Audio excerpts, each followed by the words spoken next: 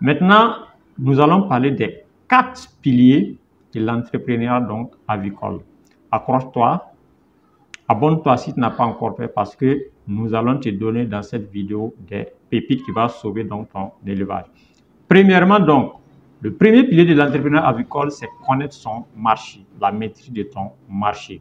Celui qui ne maîtrise pas son marché et qui produit donc les poulets donc en amont, après il va se retrouver avec beaucoup de poulets et il ne pourra pas les vendre. Par exemple, une période de fête et une période où ce n'est pas la fête ne doit pas avoir la même quantité de production. Si c'est une période de fête, c'est un moment où il y a beaucoup de consommateurs. En ce moment, vous pouvez mettre plus de poulets. Mais lorsque vous passez cette période de fête, vous devez donc diminuer votre production parce que le goût du consommateur a changé, la demande a baissé, donc vous devez baisser un peu votre production. Après donc la maîtrise du marché qui est le pilier 1 donc, le pilier numéro 2, c'est la maîtrise donc de la gestion. Et ici, lorsqu'on parle de la maîtrise de la gestion, vous avez la gestion du personnel, la gestion au niveau de la ferme, la gestion des poussins jusqu'au stade donc de poulet où vous allez donc les revendre. Le troisième pilier donc qu'on va vous dévoiler dans cette vidéo, c'est avoir une stratégie claire. Sénèque a dit, il n'y a pas de bon vent pour celui qui ne sait pas où il va. Donc, vous devez avoir une stratégie claire. Le quatrième pilier dans l'entrepreneuriat avicole, c'est l'innovation et la création de valeur. Si vous êtes dans un marché et que vous avez assez de concurrents qui produisent, vous avez beaucoup de gens qui produisent des poulets de chair, le marché est un peu saturé. Et vous aussi, vous produisez des poulets de chair, ça veut dire que vous n'avez pas d'innovation, vous n'avez pas une valeur ajoutée. Si vous êtes stratégique, ce que vous pouvez faire, c'est d'arrêter de produire et devenir un intermédiaire pour vendre les poulets de chair de vos concurrents. Ou alors, vous pouvez innover donc, au lieu de vendre le poulet de chair donc entier plumé, vous pouvez déplumer donc le poulet de chair divisé en 4. Donc, avoir votre stratégie de marché, avoir votre cible pour savoir à qui est-ce que je vais vendre le poulet avant de produire. C'est comme dans l'élevage de chair. Si vous voulez commencer l'élevage de poulets de chair et que vous avez mis 1000 poulets de chair, vous ne devez pas attendre 30 jours, 45 jours pour commencer à communiquer avec les clients. Dès que vous avez mis les poulets 3 jours à 1 semaine, vous devez commencer donc à structurer le marché. Vous devez commencer à communiquer autour de vous, dans les hôtels, dans les restaurants, les amis, les tantes, les oncles, hein, pour que au moins tout le monde ait l'information, parce que vous venez de rentrer dans un marché qui est nouveau, on ne vous connaît pas, c'est un réseau.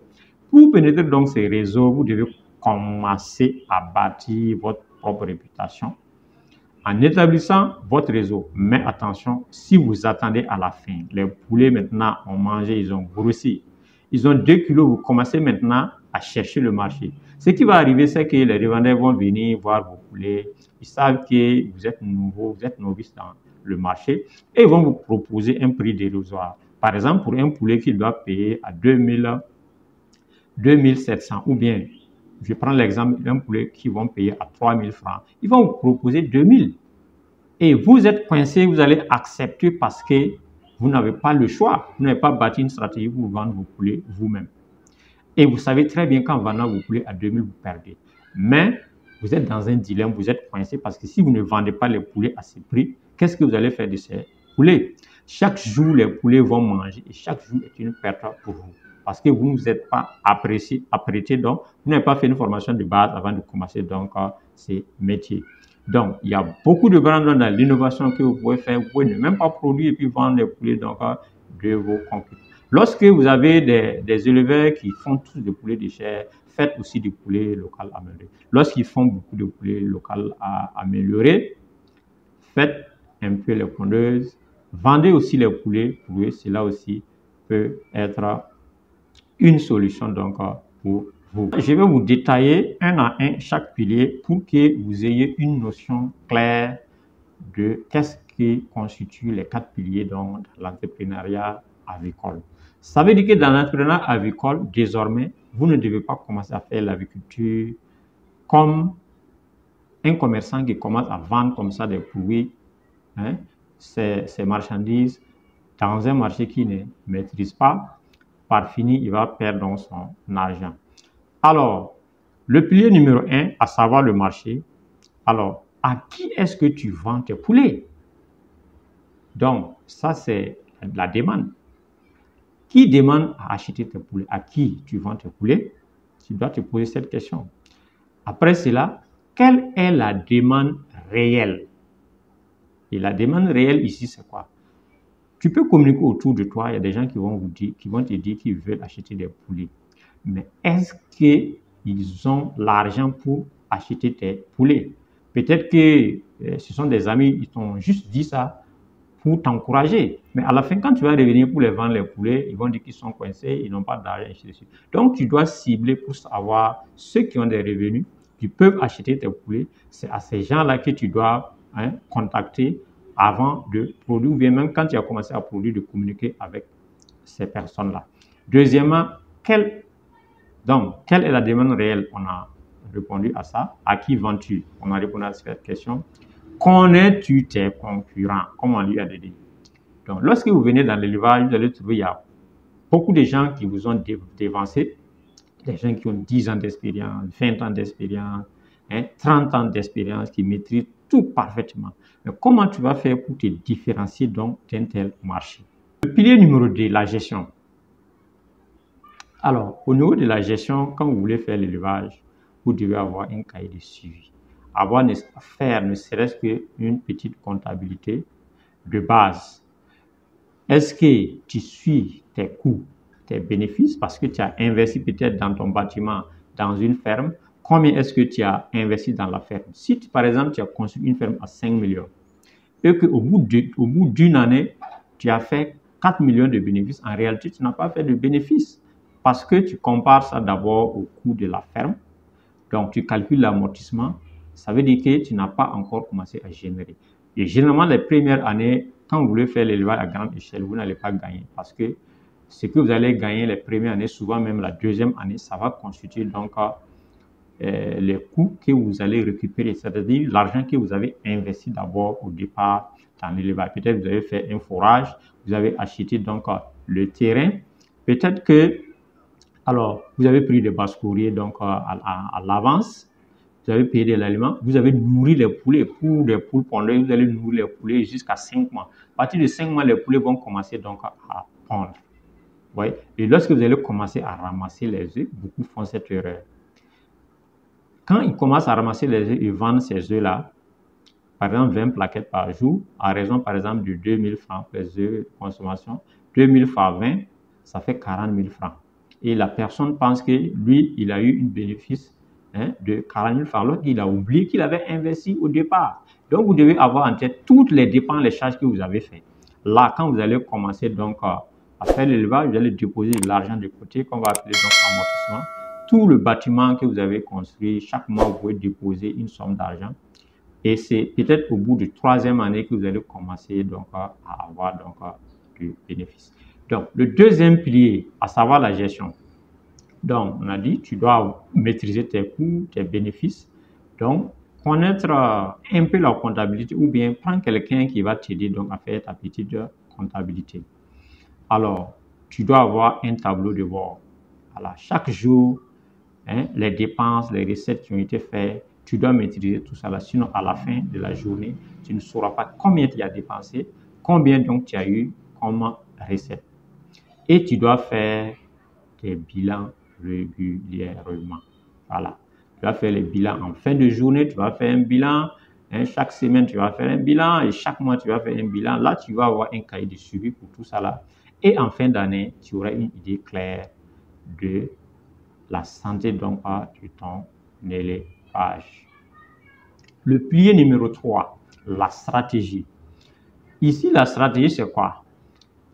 As-tu un plan de 3 mois, de 6 mois ou bien de 12 mois? Si tu viens par exemple pour faire l'élevage, tu veux par exemple mettre des poulets. Ok, toi tu veux mettre des poulets de 3 mois. Tu as 3 mois, tu veux essayer de faire l'élevage. Donc, pour quelqu'un qui fait l'élevage de court terme, tu n'as pas besoin d'aller acheter une ferme, construire un bâtiment de 5 millions parce que pour le moment, tu es au stade de démarrage, tu es au début. Donc, ce que tu vas faire, tu dois louer. Donc, la location en ce moment est meilleure que l'achat du terrain de construction. Parce que tout l'argent que tu vas mettre dans la construction, les 5 millions là, tu peux uniquement enlever 2 millions, 2 millions 500 pour commencer donc à faire l'élevage, à essayer donc en location. Seulement lorsque vous allez voir que ça commence à bien marcher, vous avez maîtrisé toutes les bases, tous les piliers, donc en ce moment, vous pouvez aller construire votre terrain. Mais l'erreur que beaucoup font et qui continuent de faire, et ça leur coûte des millions, c'est de courir aller construire tout de suite une ferme et de commencer sans une base, sans une bonne formation, leur élevage. Et au bout d'1 mois, ils sont épuisés. Les prêts qu'ils ont pris à la banque, ils ne peuvent plus rembourser. Et finalement, ça devient un goulot d'étranglement pour eux. Ils ont perdu leur argent. Alors, la croissance aussi en termes de stratégie. Quand tu commences ton élevage à 3 mois, à 6 mois, à 12 mois, quelles sont les étapes, les plans?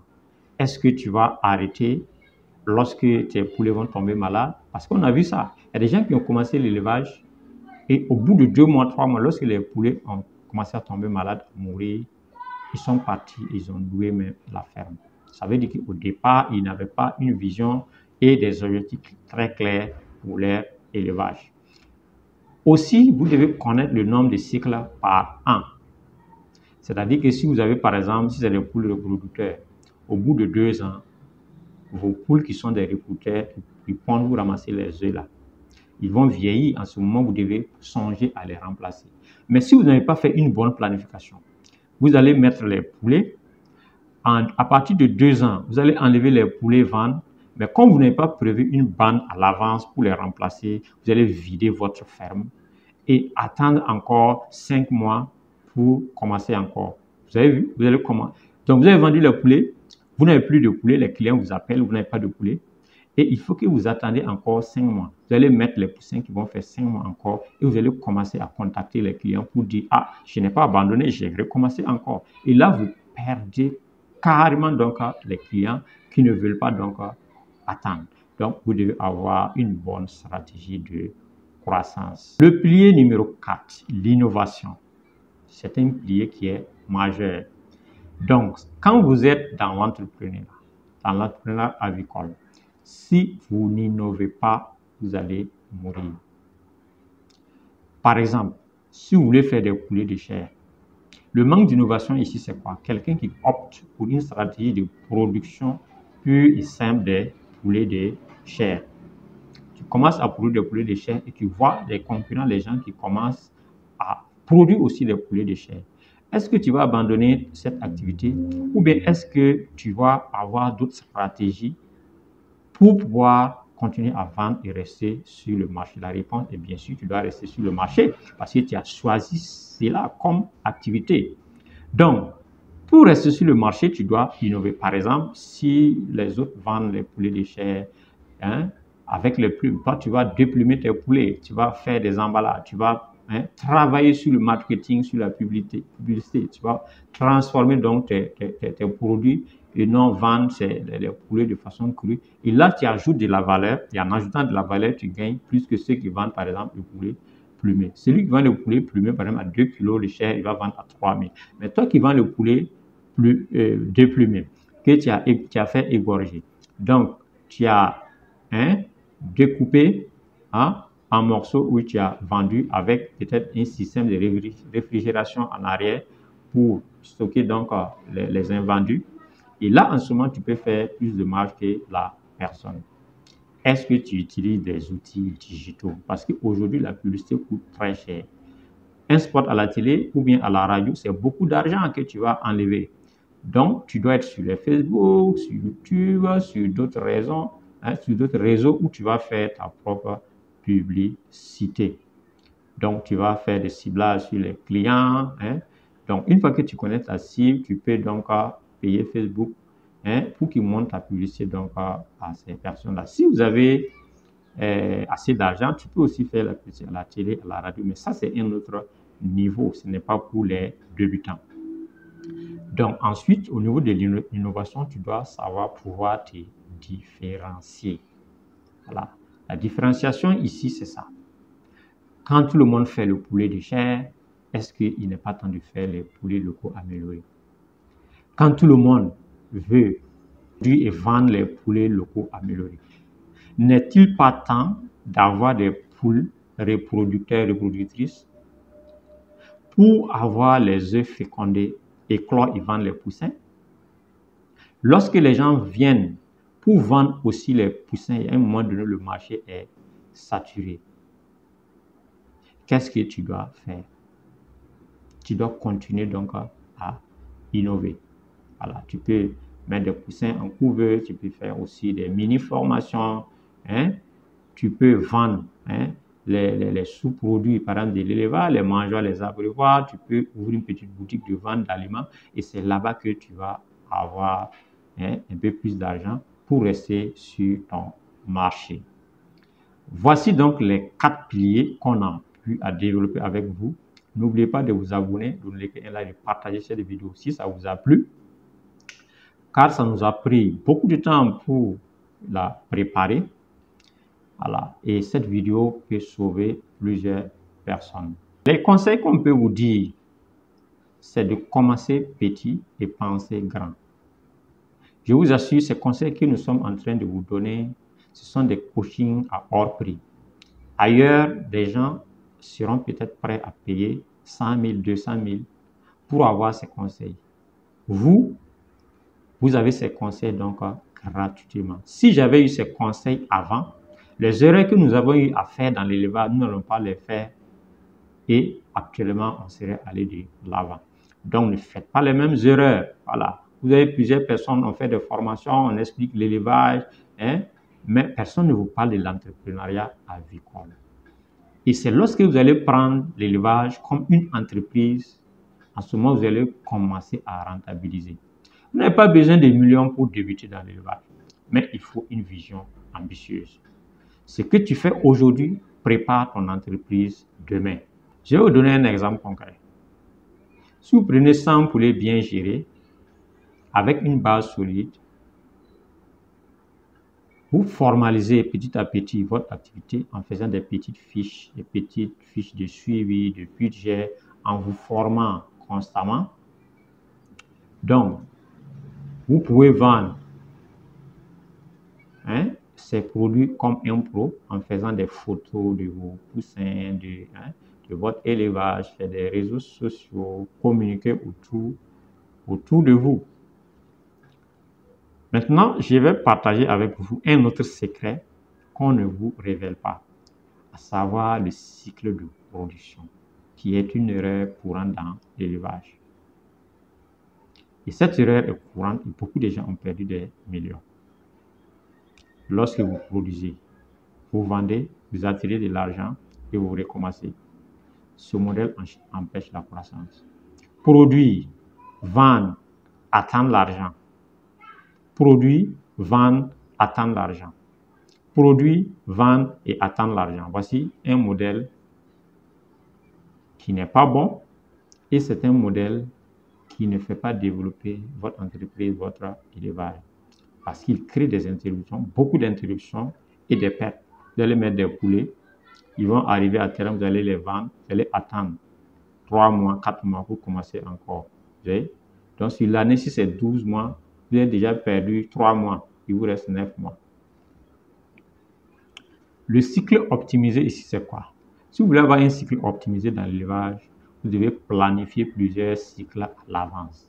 C'est-à-dire, lorsque je commence à mettre des poussins pour les vendre, après 2 mois et demi, combien de temps j'attends pour mettre d'autres poulets? Parce que si vous attendez longtemps après une vente, vous avez vendu des poulets, vous attendez 3 mois, 4 mois pour mettre encore des poussins qui vont devenir des poulets que vous allez vendre. Pendant ce temps, si vous avez loué le bâtiment, la charge du bâtiment, c'est une charge fixe. La charge du basse-courrier, c'est une charge fixe. Vous êtes obligé de payer ça. Sinon, celui qui a construit sa ferme, il va vous dire de dégager. Le basse-courrier, il va partir. Donc, pendant 3 mois, vous ne produisez pas. Vous voyez, vous devez faire des pertes.